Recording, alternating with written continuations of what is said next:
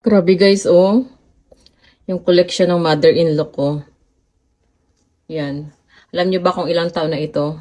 More or less, nasa 50 years old na itong mga plato na ito. Grabe, ang ganda. Paano ko kaya tumauwi sa Pilipinas? Oh, tingnan niyo. Diba? Oh, oh. Nakakatuwa. Nag-aayos ako ng mga gamit namin dito sa living room at saka sa kusina. So, actually dito guys, living room namin, more on mga display ng mga plato. Marami kaming plato.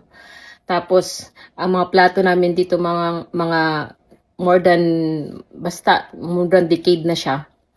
Yung iba kaedad pa ng asawa ko. 60 na si daddy. So, ito yung isa sa mga talagang nagustuhan ko din. Actually, merong 3 set dito na gustong-gusto kong iuwi sa Pilipinas. Ito yung isa. Tapos yung dalawa doon na na-arrange ko, 2 set din. Pakita ko na lang din sa inyo. So, ito guys.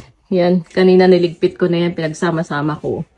Ito ang isa sa mga gusto ko rin iuwi sa Pilipinas.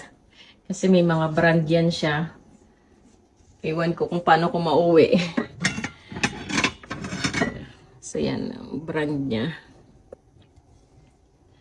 Set yan. Cups, tweezers, lahat halos nandyan na. Yan. Ayun din. Ito yung may mga gold lining. Ano. Yan. Ito ay gawa sa Norway ata. Made in Norway. Or sa Bangir. Yan. Diba? Ganda. Ito isa sa nagandahan ko. Gold yan.